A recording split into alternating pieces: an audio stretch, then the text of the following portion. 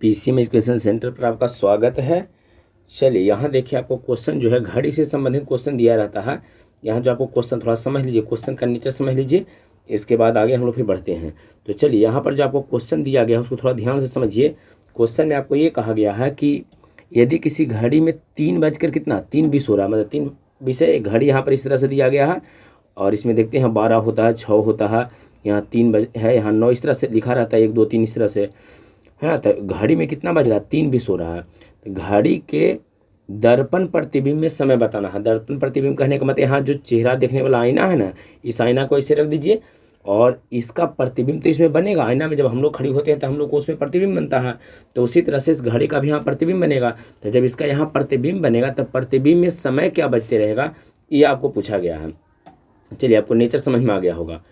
इस तरह के क्वेश्चन को बनाने के लिए केवल एक ही ट्रिक है, बस उसको केवल ध्यान रखिए, आपका सारा क्वेश्चन बनेगा। ट्रिक आपको अप्लाई क्या करना है, आपको घड़ी वाला समय तो दिया गया है, पूछा है कौन वाला बउआ, तो दर्पण प्रतिबिंब आपको पूछा है ना। तो कुछ मत कीजिए, 11:60 एकदम रेफरेंस है, इसके अलावा और कुछ यूज हम लोग नहीं करेंगे। 11:60 ठीक है, 11:60, 11:60 मतलब 12, 11:60 तो 11:60 मतलब 12 ये 12 बज रहा है। तो आप क्या कीजिए, 12 नहीं लिख के इसको 11:60 लिखिए और 11:60 में से इस दिए गए समय को घटा लीजिए, जो आ जाएगा ये आपका आंसर हो जाएगा। तो चलिए जल्दी से इसको आप घटा के देखिए, घटाने के बाद आपका यहाँ पर क्या आ रहा है। चलिए इसको घटाइए, 11:60 में से अगर 3:20 को हम लोग घटाते हैं तो यहाँ तो आपका 40 बचेगा। चलिए आपको पेन पेपर लेना है और घटाते जाना है, तो यहाँ तो आपका 40 हो जाएगा। 60 में से 20 घटाएंगे तो कितना 40 हो जाएगा। और यहाँ पर आपका 11 में से 3 घटाइए, तो 11 में से 3 घटावेंगे तो 8 बचेगा, है ना। तो 8:40 आपका समय रहेगा। ठीक है, चलिए एक और क्वेश्चन हम लोग देखेंगे। जल्दी से देखिए क्वेश्चन, और यहाँ पर क्वेश्चन आपको दिया गया है 2:10। यहाँ जो क्वेश्चन आपको दिया है 2:10, 2:10 हो रहा है एक घड़ी में, तो बताना है कि जो दर्पण प्रतिबिंब रहेगा उसमें कितना बचता रहेगा। 2:10 हो रहा है, चलिए जल्दी से बना के देखिए। 2:10 यहाँ पर हो रहा है, 2:10, और यहाँ आपको बताना है कि दर्पण प्रतिबिंब में कितना रहेगा। चलिए अब सेम तरीका अप्लाई कीजिए। सेम तरीका में क्या आप अप्लाई कीजिएगा, तो अप्लाई तो ये हम लोग करना है कि 11:60 आपको यूज करना है, उसमें से 2:10 को घटा लेना है। ठीक है, 11:60 में से 2:10 घटाएंगे, तो जब 2:10 को घटाइएगा तो बताइए यहाँ पर कितना बचेगा आपका बउआ, तो यहाँ तो आपका 50 हो जाएगा। और ये बताइए 11 में से 2 अगर घटाते हैं तो 9, तो बताइए 9:50 होता रहेगा। बात क्लियर है। इस तरह का क्वेश्चन आप बना लीजिएगा आप आराम से। तो चलिए अगर इस तरह का क्वेश्चन आपसे बन जाता है तब ठीक है, कुछ क्वेश्चन और है, पहले 2-3 को और प्रैक्टिस कीजिए, फिर थोड़ा सा टाइप चेंज कर देंगे। तो चलिए अगर आपको ये कहता है कि 4:40 आपको जो दिया गया है 4:40 है, चलिए जल्दी से बनाइए। इसका क्या रहेगा, 4:40 है, घड़ी में 4:40 हो रहा है, तो आपको जो दर्पण प्रतिबिंब में कितना बचता रहेगा। घड़ी में 4:40 हो रहा है, दर्पण प्रतिबिंब में आपको टाइम बताना है। चलिए क्या कीजिएगा, तो इसमें कुछ नहीं करना है, सिंपल आपको यूज करना है 11:60, और उसमें से 4:40 को घटा लेना है। 4:40 को घटाइएगा तो यहाँ तो बचेगा आपका 20, और यहाँ पर बताइए कितना हो जाएगा 7, है ना। यहाँ घटाएंगे तो घटाने के बाद यहाँ पर कितना आ जाएगा 7:20 आपका आंसर आ जाएगा। बात क्लियर है। चलिए एक और क्वेश्चन है, जल्दी से इसको सॉल्व कीजिए। और यहाँ पर जो आपका क्वेश्चन दिया गया है ये 2:35 दिया है, 2:35 है, और आपको बताना है कि प्रतिबिंब में इसका टाइमिंग क्या रहेगा, 2:35 है। चलिए 2:35 है, जल्दी से आपको बताना है 2:35 क्या करेंगे, तो इसमें करना क्या है 11:60 पहले यूज करना है, और 2:35 यहाँ दिया गया था, 2:35 यहाँ लिख दीजिए। बताइए सबसे पहले 60 में से 35 घटाइए, तो 10 देखिए 10 में से 5 घटाइए तो 5 बचेगा, और 5 में से अगर 3 घटाते हैं तो यहाँ 2 बचेगा। क्लियर है, तो यहाँ 25 आ जाएगा। और यहाँ पर ये बताइए 11 और कितना है, 11 2 है ना। तो 11 में से अगर 2 घटाएंगे तो 9 2 11 मतलब आपका 9 हो जाएगा, तो 9:25 आ जाएगा। चलिए और आप क्वेश्चन बना सकते हैं, इसमें कुछ क्वेश्चन है, इसको आप बना के खुद देख सकते हो। यहाँ पर कुछ लिख देते हैं क्वेश्चन। 3:15 है, इसको आप सोल्व कीजिएगा, है ना। 3:15 है, 2:48 दिया गया है, 3:18 आपको दिया गया है। इस तरह से क्वेश्चन है, तो इस तरह के क्वेश्चन आपको सोल्व करना है। ऐसा क्वेश्चन अगर दिया रहेगा तो इसको आपको सोल्व कर लेना है। ठीक है, चलिए इस तरह का क्वेश्चन आपसे सोल्व हो जाएगा। एक और क्वेश्चन लिख लीजिए, हाँ एक और क्वेश्चन लिखिए, 3:28 एक दिया गया है। ये टोटल क्वेश्चन आपको सोल्व कर लेना है। ठीक है, चलिए यहाँ तक में आपको कोई दिक्कत नहीं, अब सोल्व हो जाएगा। अच्छा, आपको प्रॉब्लम कहाँ होता है? अच्छा, एक तो यहाँ पर रहेगा, थोड़ा सा एक और समझ लीजिए पहले। अगर कोई घड़ी है बउआ, उसमें 6 बज रहा है ना, इस तरह के क्वेश्चन आपको पूछता भी एग्जाम में।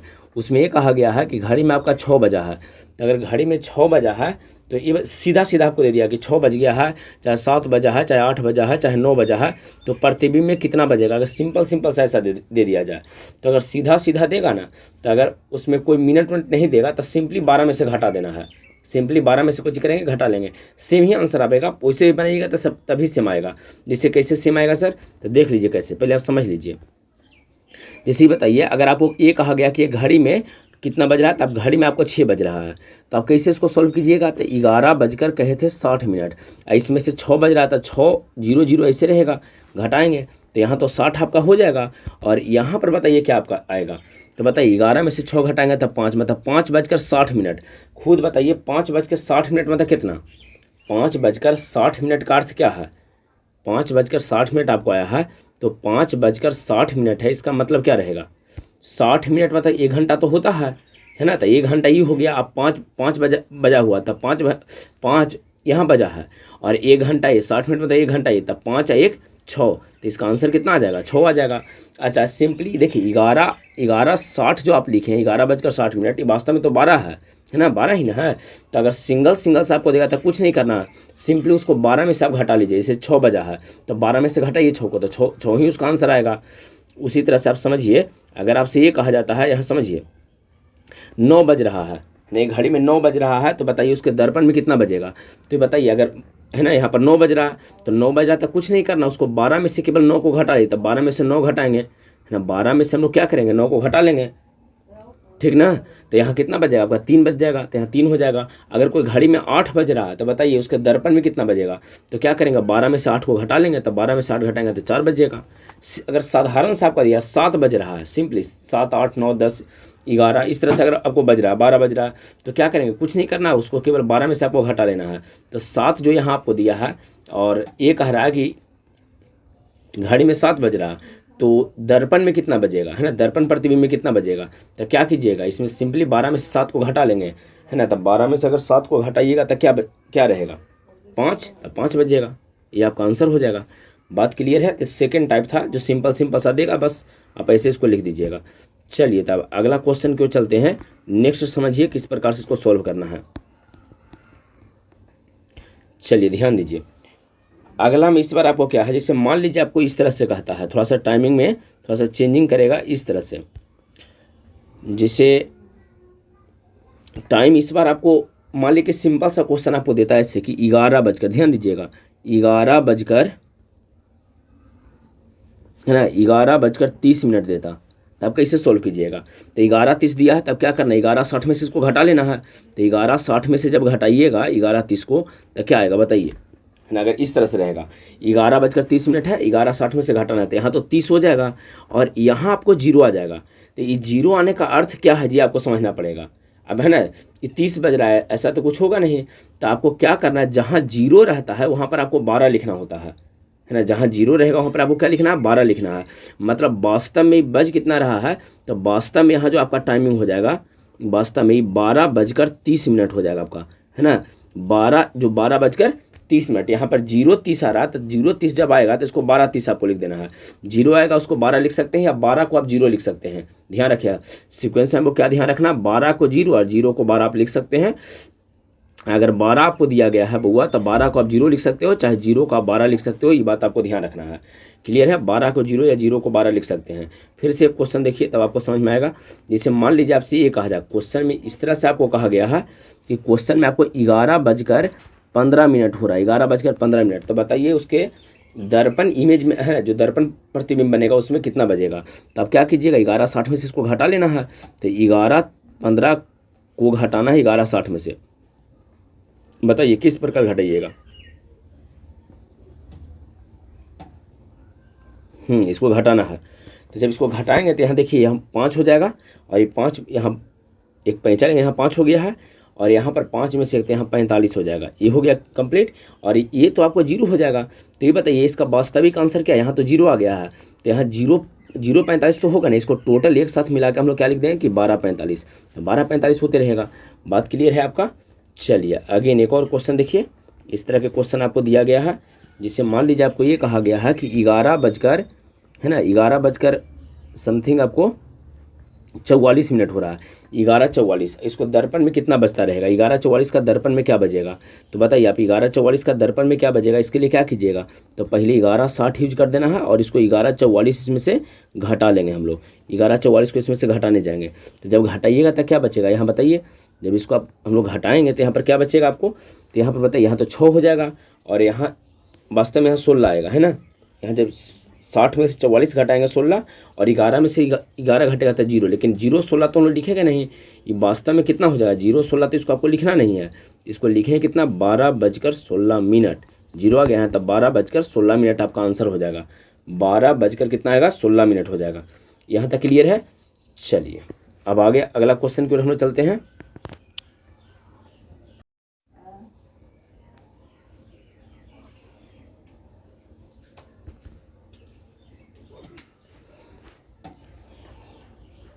चलिए इस बार जो आपको क्वेश्चन दिया गया है, यहाँ देखिए इस बार जो क्वेश्चन आपको दिए हैं, यहाँ क्वेश्चन है 12:55 है, इसको बताइए दर्पण प्रतिबिंब में कितना बचता रहेगा। तो जब 12:55 दिया है तो इसको हम लोग सोल्व कैसे करेंगे, जरा समझिए। 12:55 यहाँ आपको दिया गया है, तो 12:55 को सोल्व करने के लिए बउआ अब वो करना क्या है, यहाँ जैसे थोड़ा समझिएगा, 12:55 को हम लोग सोल्व कैसे करने वाले हैं। 12:55 को सोल्व करने के लिए ये समझिए, आपको बताया था क्या 11:60 में से घटाने के लिए, तो 11:60 में से 12:55 आप कैसे घटाइएगा बताइए। आप कैसे, यहाँ तो घट जाएगा, यहाँ तो 10 आ जाएगा, लेकिन यहाँ पर नहीं ना आपको घट पाएगा, यहाँ तो घटा नहीं पाइएगा आप, तो ना घटा पाइएगा तो इसके लिए आपको करना क्या है, तो इस तरह के क्वेश्चन को सोल्व करने के लिए एक छोटा सा नियम आपको अप्लाई करना है। समझिए, सबसे पहले आपको तो रेफरेंस 11 है ना 11:60 ही रखना है, लेकिन जब 11:60 आप रेफरेंस रखिएगा तो एक बात ध्यान रखना है, ये कितना है 12:55 है, तो यहाँ पर 12 मत लिखिए, आपको पीछे बता रहे थे कि आप 12 लिखिए चाहे 0 लिखिए, दोनों सेम रहता है, 12 0 दोनों सीक्वेंस है, तो 12 को आप 0:55 कर दिया, 0:55 करके आराम से आप सोल्व कर लीजिए। तो बताइए यहाँ पर कितना बचेगा 0.5, मतलब यहाँ पर आपको जब इसको सोल्व कीजिएगा, जब इसको हल आप कीजिएगा तो क्या आपका बचेगा, कैसे इसको आप हल कीजिएगा। अब आइए, इसको जब आपको सोल्व करना हो, इसको घटाना हो तो कैसे आप घटाइएगा, तो घटाने के लिए हम लोग क्या करेंगे बताइए, यहाँ पर 5 हुआ, यहाँ 0 हो गया, है ना, और यहाँ पर बताइए 11, तो 11:05 उसमें बचता रहेगा। बात क्लियर है, 11 बजकर कितना हो जाएगा, तो 11:05 यहाँ पर हो जाएगा। देखिए एक और क्वेश्चन आप देखिए, इससे आपको और अच्छा से क्लियर हो जाएगा। इस बार जो आपको यहाँ पर क्वेश्चन दिया गया है, थोड़ा ध्यान दीजिए, इस बार जो आपको क्वेश्चन दिया गया है क्या है, इस बार क्वेश्चन दिया है 12:30 है, 12:30 बजा है, तो 12:30 अगर दिया है तो आप इसको कैसे सोल्व कीजिएगा, जो 12:30 आपको यहाँ पर दिया गया है, इस 12:30 को आप कैसे सोल्व कीजिएगा। तो 12:30 को सोल्व करने के लिए बताइए, सबसे पहले 11:60 हम लोग लेंगे और इसको बताइए 12 है तो 12 को हम लोग 0 कर देते हैं, 0:30। अब इसको सोल्व करेंगे तो बताइए यहाँ तो 30 बचेगा घटा के, और यहाँ पर 11, तो 11:30 आपका आंसर आ जाएगा। बात क्लियर है, 11:30 हो जाएगा। अब इस तरह के क्वेश्चन आपको बनना चाहिए, अब एकदम नॉर्मल सा हो गया है, अब कोई भी टाइप इसमें छूटा नहीं है, सारा का सारा इसमें बता दिए हैं। चलिए 12:33 है ना, यहाँ पर 12:33 लिखें, 12:33 को आप कैसे लिखिएगा देख लीजिए, 12:33 क्या आ जाएगा, 12:33 का बताइए जल्दी से, 12:33 का क्या रहेगा, आप लोग सोल्व करके जल्दी से देख लीजिए। तो 12:33 को सोल्व करेंगे तो बताइए 11, आपको 11:60 बताए थे, और है ना यहाँ 33 का 33 तो लिखेंगे ही, लेकिन यहाँ 12 है तो 12 को हटा के यहाँ 0 कर देंगे, और इसके बाद इसको सोल्व कर लेना है। तो जब इसको सोल्व कीजिएगा तो बताइए क्या आपका आ जाएगा, यहाँ आ जाएगा आपका 7, है ना, यहाँ 7 हो जाएगा, और यहाँ 2 आ जाएगा 27, यहाँ बताइए 11:27 आपका आंसर आ जाएगा। बात क्लियर है, 11:27।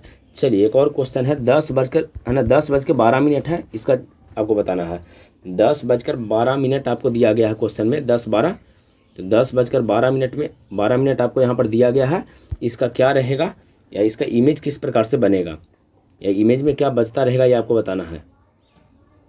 चलिए किस प्रकार से सॉल्व कीजिएगा, तो इसको सॉल्व करने के लिए कुछ नहीं करना है, जब इसको सॉल्व करना हो तो बताइए यहाँ ले लेंगे 11:60, और यहाँ कितना है बउआ, तो 10:12 है, यहाँ 8 आ जाएगा, यहाँ 5 है ना, तो 5 में से अगर 1 घटाते हैं तो यहाँ 4 आ जाएगा, और यहाँ पर बताइए 11, 1:48 आपका आंसर आ जाएगा, 1:48। तो बात क्लियर है, तो ये बताइए घड़ी से संबंधित जो भी क्वेश्चन है वो सिंपल तरीका से बन जाएगा। चलिए थोड़ा सा प्रैक्टिस पीछे वाला कर लेते हैं।